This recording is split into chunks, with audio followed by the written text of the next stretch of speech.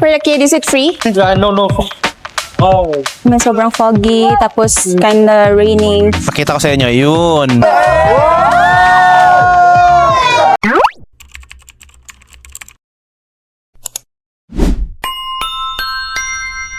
Wow, bacon and egg for Bailey. Sausage and bacon. Oh, and we have coffee, of course. Coffee for Dada. Bread plus cheese. Hi, clocking in. Hi guys, so good morning. Today is our third day here in Sapa, Vietnam. And our itinerary for today is To go to Phan Xiphan. yes, sa Phan Xiphan Summit. So, kakatapos lang naming mag-breakfast. It's around 9 already. Matagal nakabihis, Exactly naka-wake up kasi ang buntis nag-hibernate. Okay, so yun. Ngayon nandito na kami sa, saan ba ito? Sentro na Sa, kami? kita mo, Sapa Sapa Station. Station. Yung Sun Plaza. So, nasa Sapa Station na kami. So, what are we gonna ride here? Siyempre, pregnant si Michelle. Of course, more on sakay kami. Sasakay kami ng tram and cable car. Tapos, sakay ulit kami ng another tram papunta sa summit. Kasi nga, hindi pwede mag-hike. So, walang rush. Chill lang to. Ito lang yung namin, itinerary for today. Pero siguro kung makauwi kami ng earlier, lilibot kami dito sa plaza. Kakain. Kasi hindi pa kami nakapunta dito sa Sun Plaza. Wala pa kaming remembrance sa Globe. Gusto ko yung Globe kasi. Kasi next time, baka si Chris na lang bumalik.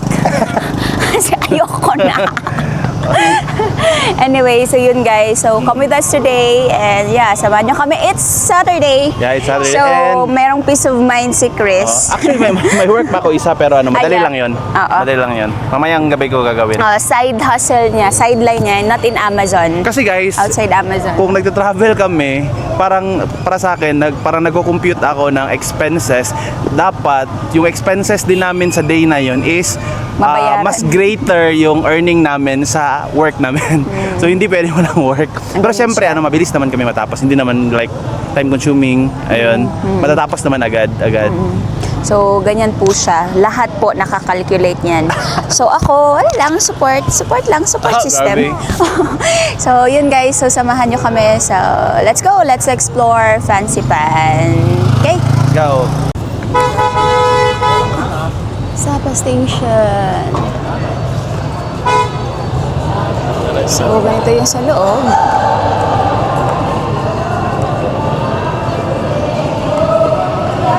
Grabe yung iba kanina ng mga tourist. So, naka-on ba to? Yung ibang mga tourist kanina wala silang pakialam. Kahit na sobrang busy, ang dami sasakyan, picture pa rin ng picture. Sana next time, be mindful. Kasi hindi lang kayo yung gustong magpa-picture, ang iba rin nagra-rush, may kanya-kanyang business, so be mindful of your actions. So I believe dito kukuha ng ticket if wala kayong ticket na nakukuha sa Klook, and I'm not really sure ano siya. What's this? Oh, dito magpe-pay. Parang may trust sila. So, pagpasok dito sa Sapa Station, merong Starbucks sa entrance talaga. Meron ding mga cafes. If you have work to do, merong mga socket dyan. You just have to order and you're good to go if you're a VA. So, yeah, we can work anywhere as long as may nakita tayong socket. So, nakakuha ka na ng ticket? Ang mahirap lang is even customer service is hindi marunong mag-English. Oh. So, I use translator. Pero sabi niya, as long as you already bought the ticket, you can proceed na. Okay. And scan na lang nila dun. Okay, got it. Pero so far, sa mga na-encounter namin, mga taxi drivers, dun sa hotel namin, mga dun sa Moana, dun sa Moana Village, okay naman yung English nila. Meron pa ako isang concern. Hindi ako sure kung libre ba yung bata talaga. Kasi sa Klook, walang option para sa kids. Pero try ko lang. Sana wala.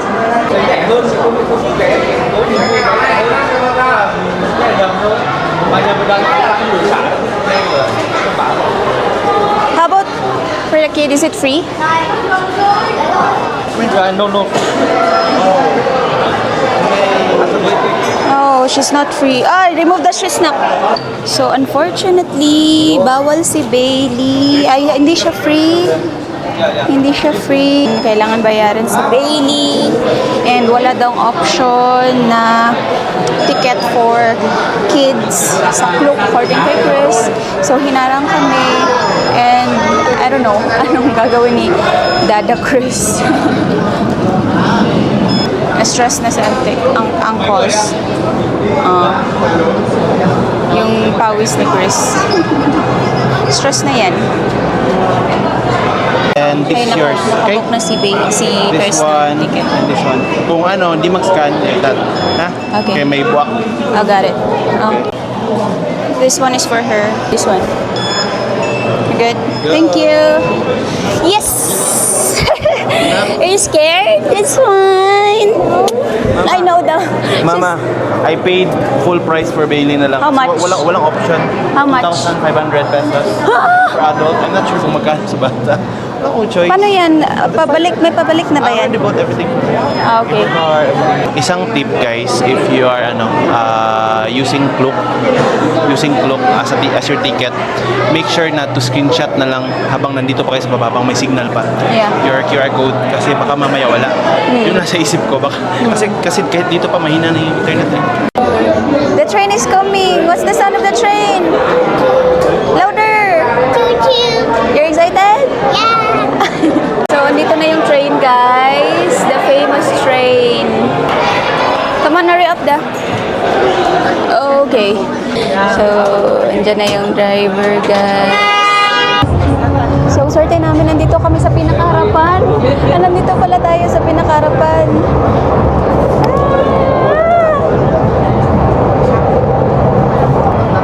Look at this one. Wow. New view, guys.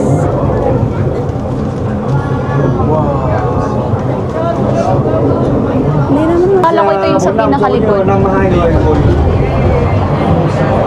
Pasok ka. May isa pang train.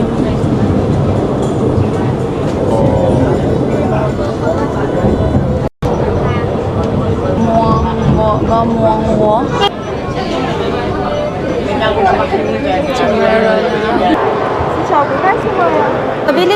Mabilis lang yung train.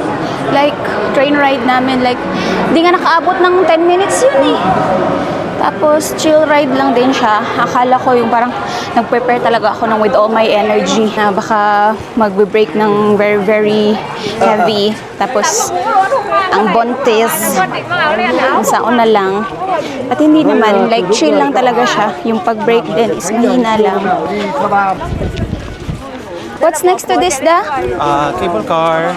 Tapos medyo mababa na ride sa cable car. Di kami na-inform na once makababa ka from the first tram na sasakyan nyo, maglalakad ka pa pala pataas, paakyat. Pero mag-shortcut dito. Like meron kaming sasakyan. Yung kabayo ata. I think yung kabayo. I think yung kabayo. Yun, prepared si Mama. Ayan. I'm fine. Sabi ko kanina, chill lang talaga. So, konting lakad lang. Relax. Pause, then relax. Tingin sa view. Ayan. Yan yung view namin dito. Ayan. Tapos, nakikisilong dito.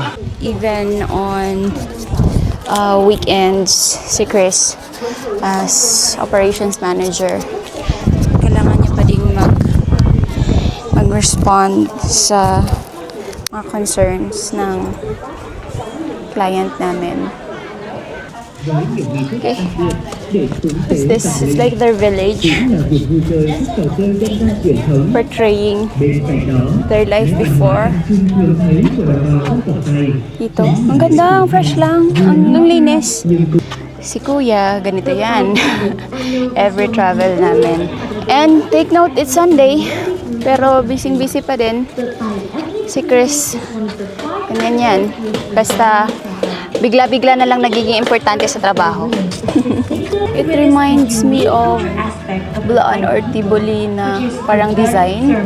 Ganyan yung sa Tiboli at saka Blaan, no? Parang mga triangle. Tapos may mga corn sila na sinasabit. Sabihin sa akin, Mama, I'm tired now. Magre-reklamo na naman yan. What? Ice cream? Where's the ice cream? Oh, man. So, let's see how much is the ice cream. 50. 50 Vietnamese yung ice cream is 50 Vietnamese dong. Okay. Paglabas nyo sa village, ito na yung bubungan sa inyo. Ang binibenta. Nag-grill si ate ng corn, mais, sweet potato. So, ngayon, dito kami sasakay ng tram. Pupunta doon sa Fancy Pan. Pasok na tayo. So, may stair pababa, meron ding escalator. Of course, dito tayo sa escalator. Diba? Ready to jump, Bailey? Pagpasok mo sa station, diretso lang. Sakay lang ng 3 escalator.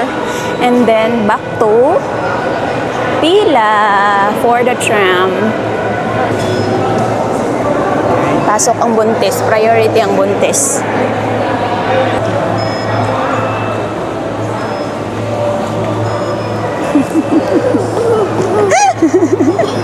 Ang saya mo ah. She's so happy. So we're gonna ride the tram. Hey Bailey, you're gonna ride that. You're scared? Nauna kami sa...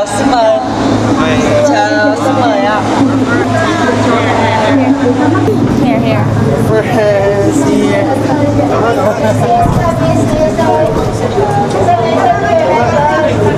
First in line. Yeah, first in line, priority, ang toddler and ang buntis.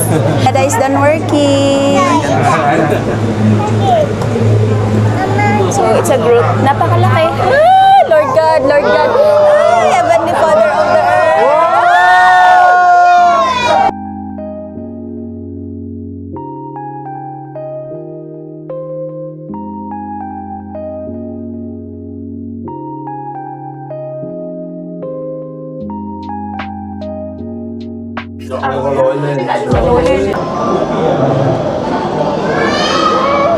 Hi guys, nandito na kami ngayon sa Do Queen Restaurant. Yung kanina, pansin nyo naman sa earlier video namin, puro si Michelle lang yung nagva-vlog.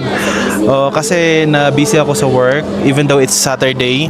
Hindi naman siya, need ko lang kasi mag-reply kay client. Kasi nagka-issue kami sa warehouse namin. Nanghihingi sila ng additional $20 or around that's 1,000 pesos. More than 1,000 pesos per week, imagine. So 4,000 pesos in a month extra for storage fee. And nagalit yung boss ko kasi ang reason ba't tumenga yung product namin doon sa warehouse kasi yung warehouse na yun hindi sila on time mag-prep ng product, mag-ship ng product papunta sa customer, kaya nasira yung account health namin and we can't win the buybacks anymore. Hindi kami makabenta dahil doon.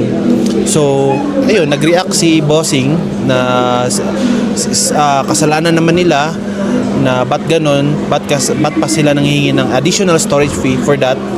Tapos sabi ni warehouse, hindi daw active yung team, yung communication is hindi okay, hindi daw ako nagka-communicate. So nag-react ako. Sinend ko yung mga screenshot ko na like almost every day nagsisend ako ng message kay boss, kay warehouse. Pakita ko lang. Ayan. So, ilang beses ako nag-message na any update, kailangan namin mag-ship ng product, saan ka na. So yun, sinend ko kay bossing, yun. So, ginawa ko naman yung part namin as a team. So yun, nagalit si bossing. He wanted to stop working with them. Pero ang problem is sinabi ko, hold off muna kasi meron kaming worth $10,000 na inventory na nandun or maybe more. I'm not sure. So, binigyan niya ng second chance. Tapos make sure na ayusin next time yung prepping dapat on time. Ayun. Then of course, wala kami dito wala kami sa bahay, wala akong laptop. Sinabihan ko yung isang team member namin na siya yung mag-check ng store, siya yung mag-check ng sales, siya mag-track ng orders para additional proof na we're doing our part. So pero hindi ko naman inangkin, like for example dito. So, ayan. Yun, so far, okay naman, and luckily, as a VA, importante na meron tayong signal anywhere. So, if you're planning to go in Fansipan, then you're a VA, then weekdays yon, don't worry, 5G naman dito, speed test ko, para at least aware kayo na malakas yung internet dito. Malakas ba? Ayan, pakita ko sa inyo. Yun, 26 MB, 100 MB, 300. So, you're secured, guys. Kailangan kong replyan agad, i-communicate agad as fast as we can because parang yung ginagawa ko is parang inaako ko or parang iniisip ko na akin yung business na yun. Hindi lang parang VA lang, at least patapos yung work a day or matapos lang yung basta yung 8 hours. So sa akin is kailangan ko isipin na ako yung owner ng business, which is yung sinabi din ni client ngayon lang, yung chat niya is, since I'm taking over everything sa business, we will have a profit sharing. So mas madaming opportunity. Then aware na din naman siya na ako yung operation manager. So hindi ko kailangan mag-research, hindi ko kailangan mag-ganun. All I need to do is to manage the team, to check everything, just like that. Check, not to work everything. So, minsan, pinipigilan ko na lang yung sarili ko mag-suggest, mag-recommend para hindi matabunan si manager. Pero eventually, after 6 months, unfortunately, na-demote yung nauna sa akin, then ako naman yung mas taas. Kasi, I'm giving something to the table. I'm putting something on the table sa business ni client. Kasi iniisip ko palagi, kung hindi profitable si client sa business niya, paano niya ako isa-sustain? So once may makita akong something wrong sa business niya, like hindi siya profitable or the client is losing money sa kanyang business, doon ako magre-react kasi at least yung work ko wala akong choice. Kailangan ko i-keep yung work. So kailangan ko sabihin to, sir, ganito yung gawin natin kasi in the long run, in the long term, malulugi ka, or let's say your capital is matutulog lang sa Amazon. Yung mga stock mo is matutulog lang sa Amazon fulfillment. So yun, nag-take over ako, nagsasuggest ako pag kailangan na talaga, pag mafe-feel ko na ma-attract na yung work ko. Work namin ni Michelle kasi dalawa kami. Once makapasok ako, i-recommend ko siya na Michelle. Pero itong isa, sabay kami nakapasok. Ay, ako din nauna, di ba? Oo, ako din nauna din. So, yun lang yung palaging ginagawa ko. And hindi ako, kasi mali din isipin or iset yung mind mo na need mo magpag-compete kay manager or anyone sa team. Kasi para sa akin parang bad energy yun, bad aura.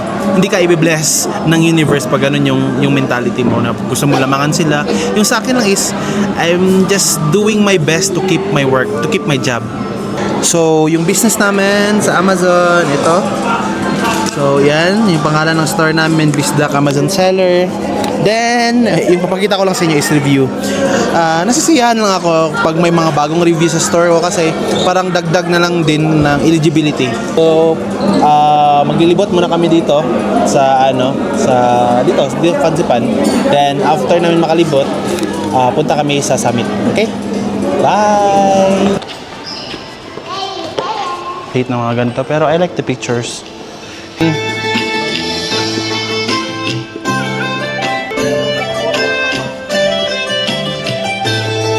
Careful, guys!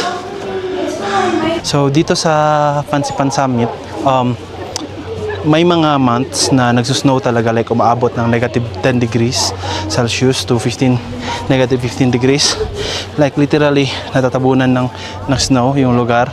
Pero ngayon, it is summertime. It's August, so foggy lang. Pero I suggest, if you can, pwede kayong pumunta dito mas maaga, like 6 a.m. or 7 a.m. para wala ganong fogs. Mas na-enjoy nyo yung sunrise, kung mayroong sunrise. Pero yun lang, yun yung sabi nila. Siguro next time, babalik ako dito. Right now, it's so foggy. May nakita kaming vlog, ang swerte nila kasi may sunlight. Kita nila yung sa baba. Ngayon sa amin sobrang foggy, tapos kinda raining slightly. But yeah, I think it's fine. If you wanted to take a pic, may Philippines ba dito? Wala. Ano ba to? Hindi ako familiar. So, dito na kami sa summit, Fansipan Summit. So, this is the highest peak or highest summit sa Indochina, which is Indochina means kasali doon si Cambodia, Laos, Vietnam. Ayun. So, masyadong mataas. Yan.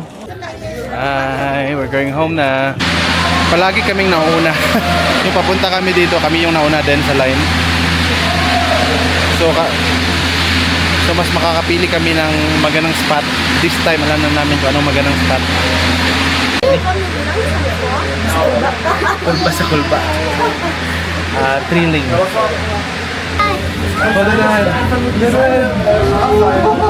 Wow, you ready? 1, 2, 3. Let's go. Hi guys. So, kanina after pagdating namin sa Sapa Station, yung tawag dito? Ano yung tawag dito? Sun Plaza, yeah. Sun Plaza. Umuwi muna kami galing umuwi muna kami sa hotel galing Fansipan. So, ngayon lang din kami lumabas. Natulog muna kami to recharge. Ayun, yun nakatulog ng at least 1 hour at naligo na din sa pool kasi pupunta kami bukas sa Hanoi. So, lakad-lakad lang dito. Ganito pala paggabi. Ganito pala. Parang siya. Parang may event. Parang may event siya. Teka, pakita ko sa inyo. Ayan. Like, ang daming tao. Ang daming tao. Tapos, tingnan nyo guys, para siyang old version ng Myeongdong. pero masyadong colorful. At maganda siya. So, maglibot-libot. Para bumili na din siguro ng ref magnet. Ayun. Then, diaper din ni Bailey. Yes, kasi 6 hours. Kasi 6 hours na naman ang biyahe tomorrow sa sleeper bus. And I've learned my lesson. Kasi last time, nagkulang ako sa diaper kay Bailey. Mahirap maghanap ng diaper. Mahirap maghanap ng diaper. Buti na lang yung sa last stop namin sa sleeper bus. May available na diaper. And medium lang, si Bailey XXL. So, ginawan ko lang ng paraan, pinunit ko. So, yun, I've learned my lesson. So, ngayon, bibili kami mamalit bidaan o diaper for extra. Pero libot-libot muna tayo dito guys. Maglibot-libot muna. Libot-libot. Libot-libot lang. Yung bata daw. Wow. Đi thẳng xuống này là bắt đầu là xuống thẳng rồi luôn. Yan.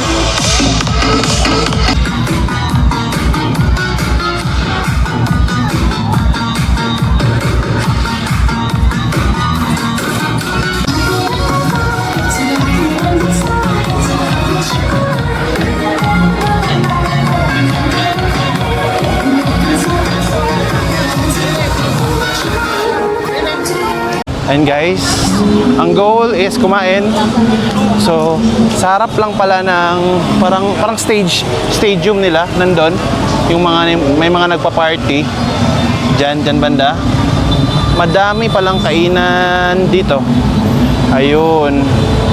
Nakita ko to sa mga vlog. Malapit lang pala talaga sa Sun Plaza.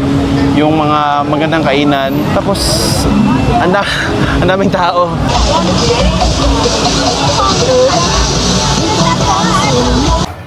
Looking for a diaper. Asan yung diaper? Actually ako kahapon naghanap ako ng diaper. Napakahirap talaga.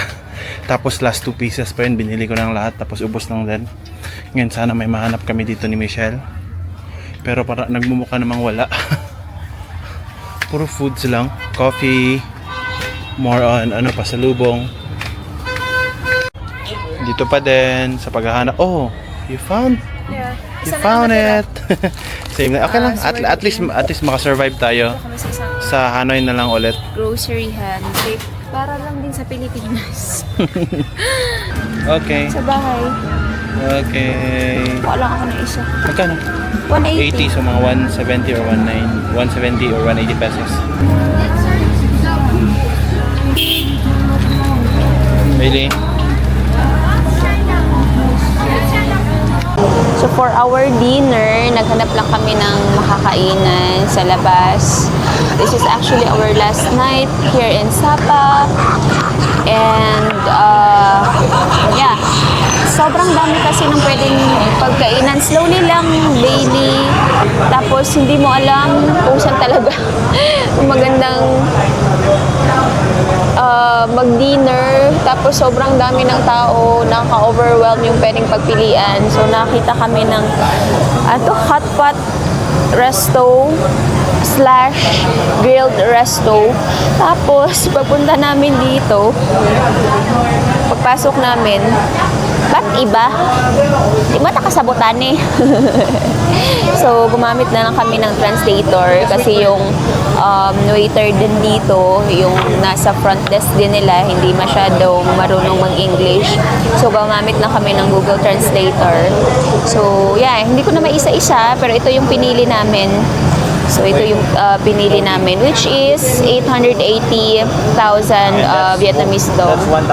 That's 1,900 pesos. And yeah, 1,900. Pesos. Pero according to our financier, okay lang daw naman, guys. Last night natin dito sa Sapa. Pero di last night sa Vietnam. So, kasi last night namin dito sa Sapa. Tapos kanina, Then you know guys, tomorrow it's her birthday. it's my birthday. Actually, yan yung reason kung bakit kami nandito sa Vietnam ngayon. This is actually a birthday gift ni Chris sa akin. So, sabi niya last year kung gusto ko ba daw mag-out of the country. Wow, so shy! Parang sabi ko, why not? Ikaw. Oh, here's the food, guys. And kimchi. And they gave us three sauces. And then, ang fries ni Bailey.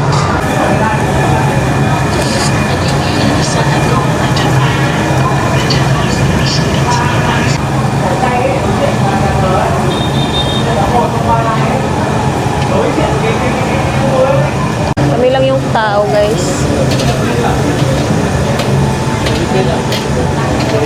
With access to his store, but I want you to start managing. So they'll start with wholesale, is what they're going to start with. So, and then we could potentially do a merger between the two. Hi, guys! Hi guys! So, Clocking out! Clocking out! Ang mga dagway, ka-clocking out on na pod. Okay, late night na kaayo. It's late night already, around 12, I guess. Yeah. In Vietnam, but in Philippines it's already 1 a.m. Yeah, 1 a.m. in the And Philippines. it's her birthday! And it's my birthday! Happy birthday, Mama! Thank you, Kiss Mama, guys. Kiss Mama, babe. Thank you. So again, as we shared earlier, this trip is actually a birthday gift from Chris. So thank you, Dada. Okay. Yeah. So tomorrow, back to Hanoi na kami kasi meron kaming other plans after tomorrow for my birthday celebration. Okay. But for now is kailangang mag-impake. Yun, 'di ba? Parang margi-agi anong bagyo. So I have to clean this one. And it's 12 already. I don't know kung kaya pa ng energy, but I'll try. Konti na lang ito. Bailey, last 10 minutes. Okay. Okay, so yun guys. Kanina, yung aming barbecue grilling trip kanina, hindi namin naubos. Sobrang dami ng mga natira. So, ang ginawa namin ni Chris is take away yung term nila dito sa Vietnam. Kanina sabi ko sa kanila, can I take out this? Tapos, di sila sumagot. Sabi nila, no. Pag sabi ni Chris ng take away, yun pala yung keyword doon. So, yun, pinadala sa amin yung apat pa yung mga food na natira. Fries, barbecues, ano ba? Yung salad. Ano pa yung isa? So, yun guys. So, yeah, that's it here in Sapa. So, yeah, may meeting si Chris. So, let's continue this one tomorrow in Hanoi. We're gonna ride a cruise for my birthday celebration. So, wait for that. Okay na, bye-bye. Kakinga. Bye, guys.